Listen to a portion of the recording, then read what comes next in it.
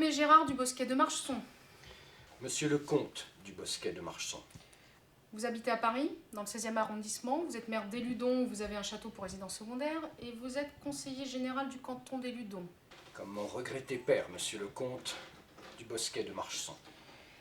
Monsieur du Bosquet de Marchesson, je vous informe que vous êtes en garde à vue à la suite de diverses plaintes ou infractions que nous avons constatées. Vous avez le droit de garder le silence, de vous faire examiner par... Je m'en doutais, je ne parlerai qu'en présence de mon avocat. Monsieur, Laissez-moi passer, je suis avocat, monsieur le comte, laissez-moi passer.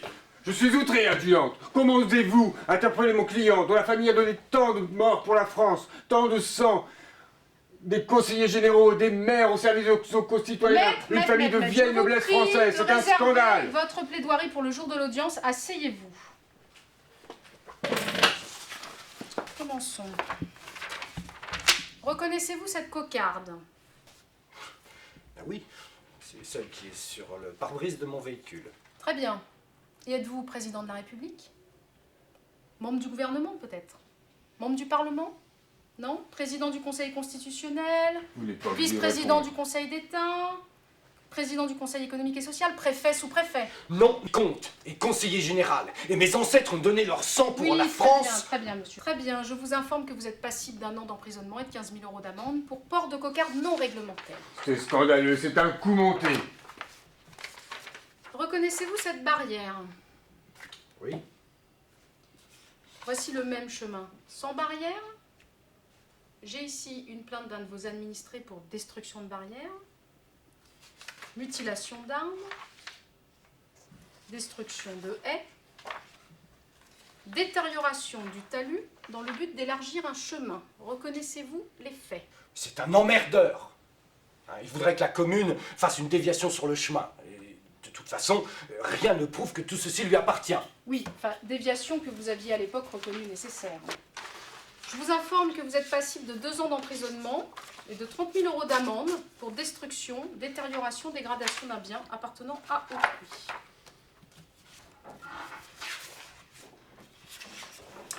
Ici, là où étaient les fausses vaches du comice, c'était un parking public. Vous l'avez comblé pour le réintégrer à votre propriété. Mais c'est faux! Il y a une clique qui veut ma place et qui passe son temps à me diffamer sur son site internet. Madame le procureur de la République a directement été informée par mes soins à l'appui d'un dossier d'une centaine de pages web extraites de leur site internet, où les injures, la volonté de nuire vis-à-vis du conseil, mais de ma famille ainsi que de moi-même. La diffamation perdure depuis des années. Monsieur le préfet du département a aussi été informé par mes soins de la gravité des faits et des incidents majeurs qu'il est susceptible d'entraîner, compte tenu du degré atteint dans les attaques. Très bien, très bien. Vous contestez donc la réappropriation de ce terrain? Je suis chez moi, je fais ce que je veux. Oui, très Je bien. suis Oui, comte. monsieur le comte est chez lui. Très bien, je note que vous contestez le cadastre. C'est inouï, une telle mesquinerie pour quelques mètres carrés qui servaient à garer des voitures, des vaches. Exactement. Et votre château, monsieur du Bosquet de Marchesson, que vous avez fait inscrire à l'inventaire supplémentaire des monuments historiques. Vous avez fait construire un bâtiment en bois sur 2 niveaux d'environ 100 mètres carrés, à moins de 50 mètres de la tour rectangulaire L'architecte des bâtiments de Renaissance, alors que vous ne pouviez À ignorer fermer les yeux. qu'aucune construction sont interdites à moins de 500 mètres. Vous n'avez pas déposé de permis de construire. Mais je vous répète, je suis chez moi et je fais ce que je veux. Mais oui, monsieur est chez lui. Mais monsieur du Bosquet de Marchesson, la loi s'applique à tous les citoyens de la même façon. En demandant l'inscription de votre château au monument historique, en échange de diverses mesures fiscales et subventions pour travaux, vous ne pouviez ignorer qu'il aurait certaines contraintes. L'architecte des bâtiments de France a fermé les yeux. Eh bien, on verra si la justice les fermera. En outre, ce bâti n'a pas été déclaré aux impôts. La commission des impôts est au courant. C'est moi qui les nomme. La justice appréciera, messieurs. Sur ces photos, on voit d'énormes travaux de terrassement. Il y a aussi le déboisement autour du château. Tout ceci sans autorisation. Qu'avez-vous à répondre? Mais je vous répète, je suis chez moi, je suis maire et je fais ce que je veux sur mon domaine. Très bien, monsieur du Bosquet de Marchesson, je vais vous relire la loi dans ces cas-là. Lorsqu'un immeuble est situé dans le champ de visibilité d'un édifice classé au titre des monuments historiques, il ne peut faire l'objet d'aucune construction nouvelle, d'aucune démolition, d'aucun déboisement, d'aucune transformation ou modification de nature à en affecter l'aspect, sans autorisation préalable. J'ai été dénoncé sur le site internet de la clique. J'ai régularisé. De toute façon, personne n'ignore, et encore moins l'architecte des bâtiments de France, que c'est nous les châtelains qui décrétons les normes de construction. C'est fort bien expliqué dans Châteaux et Châtelains, le livre de ces affreux sociologues, les Pinson Charlot. Vous avez régularisé, mais cela ne met pas fin aux poursuites. Vous êtes passible d'une grosse amende de prison avec sursis et de la démolition du bâtiment en bois. D'autant que vous aviez obtenu la régularisation rétroactive de la construction d'une terrasse derrière le château. Or, vous avez construit celle-ci sur le côté. Oh, vous cherchez la petite bête, c'est mesquin. Dernier point pour aujourd'hui, monsieur Dubosquet de Marchon, les inscriptions sur la liste électorale des Ludons.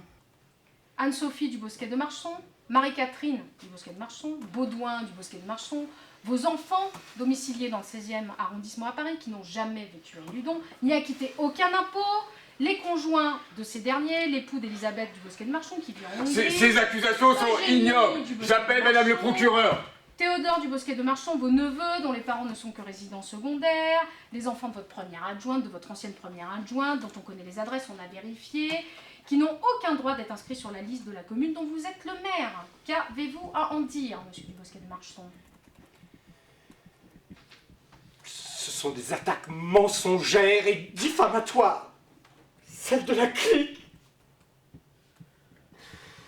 Elle s'attaque à ma famille et aux familles de mes adjoints qui viennent au conseil, la peur au ventre, tellement ils sont terrorisés parce que la clique va raconter sur eux.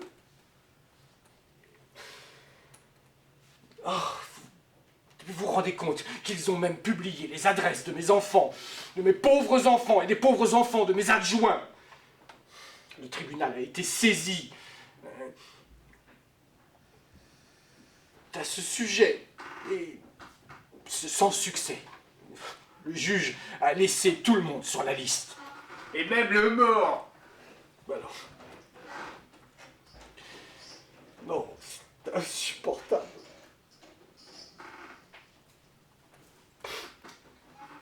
Ah, excusez-moi. Oui. Oui, madame la procureure. Oui. Ah.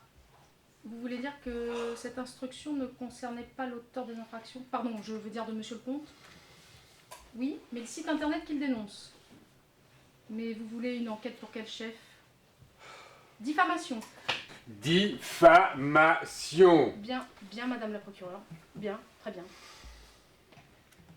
Vous êtes libre. Veuillez nous excuser. Vos excuses ne suffiront pas. Il y aura des suites. Osez s'en prendre à une famille qui a donné tant de sang pour la France. Tout de même,